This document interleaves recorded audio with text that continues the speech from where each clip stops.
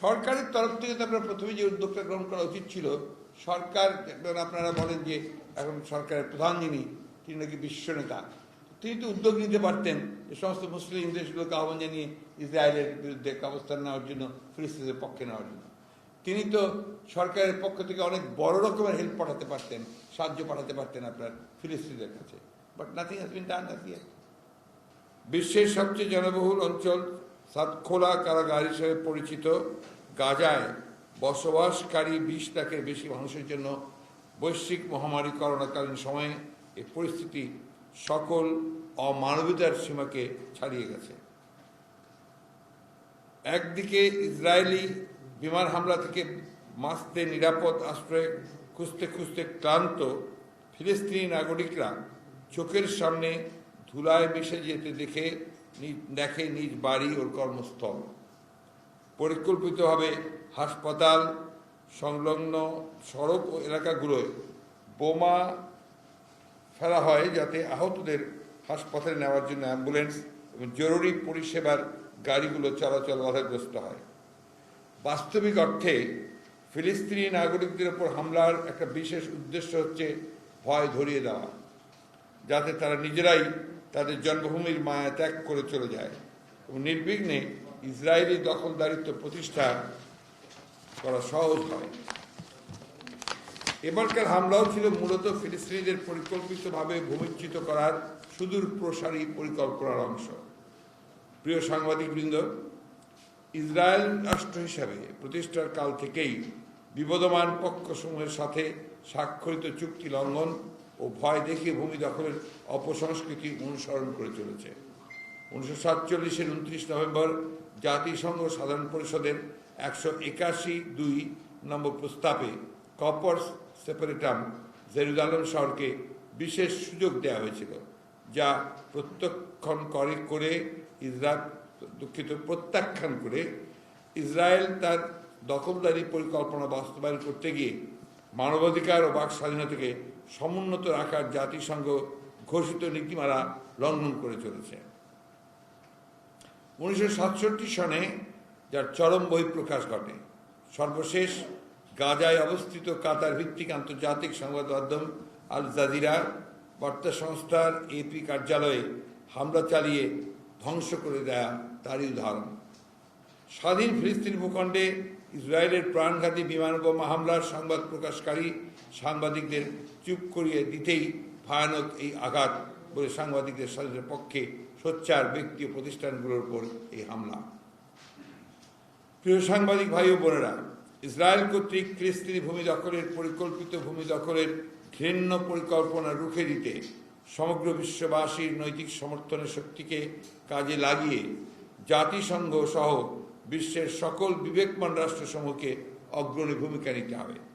এ প্রেক্ষিতে মার্কিন president Joe বাইডেনের সর্বশেষ বক্তব্য নিঃসন্দেহে ফিলিস্তিন ইসরায়েল সংকট সমাধানে অত্যন্ত তাৎপর্যময়। গাজার পুনর্গঠনে সমন্বিত উদ্যোগ গ্রহণ সহায়তায় প্রতিশ্রুতি দিয়ে তিনি বলেছেন, ইসরায়েলের পাশাপাশি ফিলিস্তিন রাষ্ট্র প্রতিষ্ঠাই সংঘাতের একমাত্র জবাব। মধ্যপ্রাচ্যে শান্তি প্রতিষ্ঠায় 2 রাষ্ট্রই একমাত্র সমাধান। সংঘাতের মূল কেন্দ্র জেরুজালেম নগরে আন্তঃসাম্প্রদায়িক লড়াই বন্ধ করার প্রতি জো বাইডেন উদাত্ত আহ্বান, সংকট সমাধানে ফিলিস্তিনি জনগণের অধিকার প্রতিষ্ঠায় মার্কিন গণতন্ত্রপ্রিয় নাগরিকদের দৃঢ় সমর্থনের প্রতি সম্মান প্রদর্শনের সুস্পষ্ট বহিঃপ্রকাশ। বাংলাদেশ জাতীয়তাবাদী দল BNP ফিলিস্তিন ইসরায়েল সংকট নিরসনে এ ধরনের সুস্পষ্ট অবস্থান গ্রহণ করায় মার্কিন প্রেসিডেন্ট জো বাইডেন ও মার্কিন জনগণের প্রতি আন্তরিক ধন্যবাদ, অভিনন্দন ও কৃতজ্ঞতা জানাচ্ছে। নিরাপত্তা পরিষদের সভাপতি চীন সহ অন্য সব সদস্য রাষ্ট্র আগে থেকেই যুদ্ধবিরতি করে 2 রাষ্ট্রভিত্তিক সমাধানের পক্ষে তাদের মত প্রকাশ করেছে। আমরা বিশ্বাস করি জাতিসংঘের প্রস্তাব এবং অসলো চুক্তির আলোকে ফিলিস্তিন ইসরায়েল সংকট সমাধানে ইসরায়েলের পাশাপাশি ফিলিস্তিন রাষ্ট্র প্রতিষ্ঠা ঘোষণা বাস্তবায়নের পথ সুগম করাই হচ্ছে প্রধান চ্যালেঞ্জ। চলমান হত্যাকাণ্ডকে আন্তর্জাতিক বিচার প্রক্রিয়ায় আনার উদ্যোগে উদ্যোগ সহ দুই রাষ্ট্র গঠনের সিদ্ধান্ত বাস্তবায়ন জাতিসংঘের নেতৃত্বে অতি সত্বর কার্যকরী পদক্ষেপ গ্রহণ করার জন্য আমরা সংশ্লিষ্ট পক্ষসমূহের নেতৃত্বের প্রতি আহ্বান জানাই। প্রিয় সাংবাদিক ভাই ও বোনেরা, 1971 সালে মহান মুক্তিযুদ্ধের প্রবাসী সরকারের আমল থেকেই বাংলাদেশ বিশ্বের সকল ধর্মপ্রাণ মুসলিম ও মানবতাবাদী বিশ্ববাসীর সাথে স্বাধীনতা প্রিয় ফিলিস্তিনি নাগরিকদের প্রতি নৈতিক, আর্থিক ও সম্ভাব্য সকল ক্ষেত্রে নিবিড়ভাবে সহযোগিতার হাত বাড়িয়ে দিয়েছে। অথচ গভীর হতাশা, লজ্জা ও ক্ষোভের সাথে বর্তমান অবৈধ ভোটারবিহীন নতজানু বাংলাদেশ সরকার ফিলিস্তিন নাগরিকদের ওপর ইসরায়েলি হামলার বিরুদ্ধে কেবলমাত্র একটি দায়সারা গোছের বিবৃতি প্রদানের মধ্যেই নিজেদের দায়িত্ব সীমাবদ্ধ রেখেছে। এমনকি ইসরায়েলি বিমানের মুহুর্মুহু হামলা ও ক্ষেপণাস্ত্র নিক্ষেপে যখন ফিলিস্তিনের গাজা নগরী মৃত্যুপুরীতে পরিণত হচ্ছে, ঠিক সেই সময়ে বাংলাদেশের পাসপোর্ট থেকে ইসরায়েল ভ্রমণের উপর থেকে নিষেধাজ্ঞা সরিয়ে দেওয়া হয়েছে, যা হতাশ করেছে গোটা বিশ্ব বিবেককে। আবার 23 মে ফিলিস্তিন বিরোধী ওই সিদ্ধান্তে ইসরায়েল সরকারের অভিনন্দন টুইটের প্রেক্ষিতে তা অস্বীকার করে পররাষ্ট্র মন্ত্রণালয়ের পক্ষ থেকে বাংলাদেশ সরকারের পজিশন ঘোষণা করা।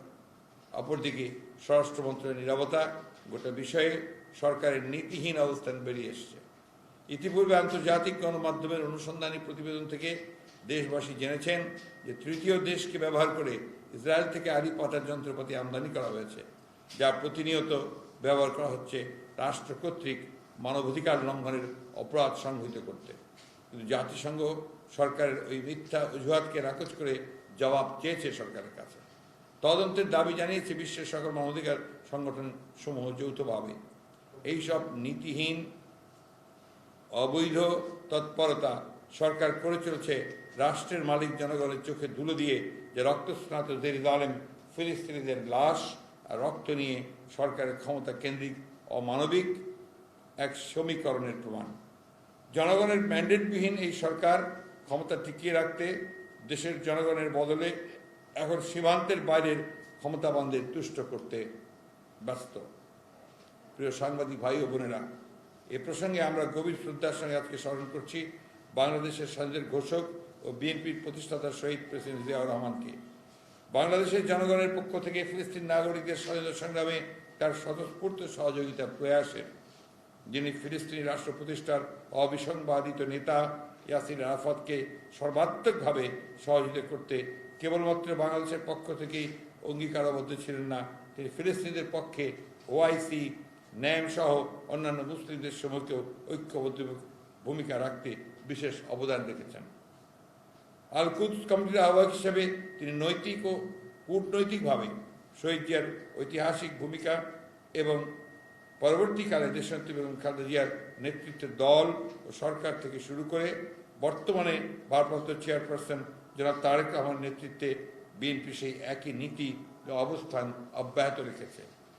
মুসলিম ভ্রাতৃত্ব মানবতার পক্ষের শক্তি হিসাবে ফিলিস্তিনি নাগরিকদের স্বাধীন ও সার্বভৌম রাষ্ট্র প্রতিষ্ঠার লড়াইয়ে বিজয়ী হবার আগ পর্যন্ত আমরা সার্বিকভাবে তাদের পাশে থাকার দৃঢ় অঙ্গীকার ব্যক্ত করছি।